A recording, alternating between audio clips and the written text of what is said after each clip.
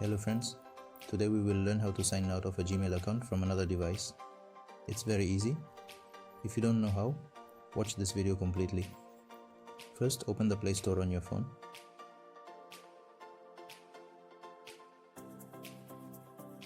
Open Gmail on your phone and click on the account. And click on account.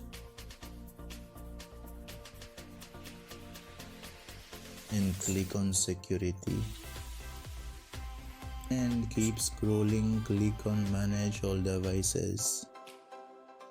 And from here you can see which device your Gmail is logged in on. And for the device you want to remove, click on that device, click on sign out, and click OK. See, your device has been removed.